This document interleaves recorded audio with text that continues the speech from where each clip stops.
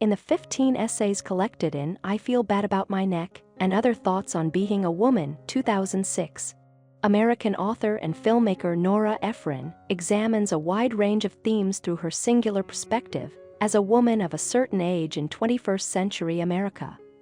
From the transformations of the body to shifting relationships, from empty nests to the realities of life and death, Ephron employs her trademark wit and candid storytelling to explore what it truly means to grow up, grow older, and grow wiser.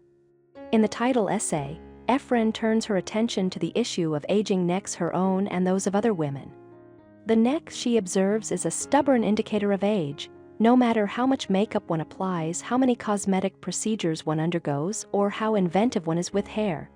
The neck reveals the passage of time in ways that are difficult, if not impossible, to hide without surgery.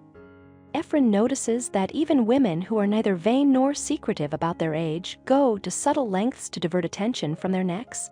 Suddenly, she realizes that she and her friends now favor turtlenecks, flowing scarves, and mandarin collars far more than they used to.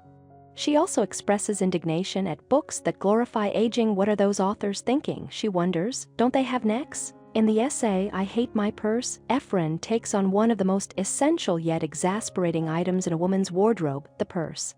For Ephron, purses are a constant source of irritation. She despises their high cost, their fashion-driven demands unlike practical wallets, and the way they inevitably become catch-alls for the clutter of daily life. In On Maintenance, she recounts the elaborate beauty routines she now follows to maintain her appearance as she grows older.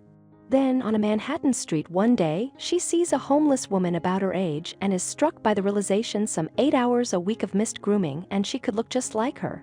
Ephron also finds fascination in the seemingly trivial. In the Lost Strudel, or Le Strudel Perdu, she chronicles her decades-long search for the perfect cabbage strudel, a delicacy she remembers from the 1960s and associates with her first marriage.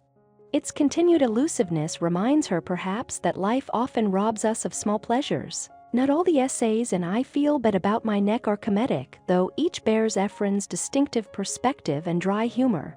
In Consider the Alternative, she confronts the death of her closest friend, which prompts a meditation on mortality.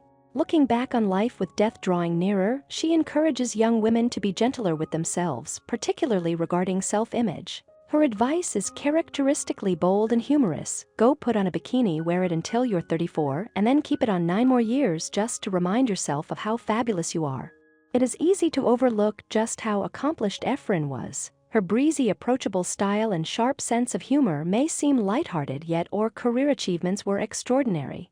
From serving in the John F. Kennedy administration to earning 3 Academy Award nominations and directing some of the most beloved romantic comedies of her era, Ephron accomplished a great deal. Yet she rarely takes herself too seriously. Of her time in Washington, D.C., she wryly recalls in Me JFK, Now It Can Be Told, she was probably the only young woman in the Kennedy White House who the president did not make a pass at. I Feel Bad About My Neck was published 6 years before Ephron's death in 2012. As a reflection on the joys and frustrations of aging, the book stands as a testament to her remarkable gifts as a writer, her inimitable voice, and the enduring legacy she left behind. Thank you for watching. If you enjoy this video, leave a like and subscribe.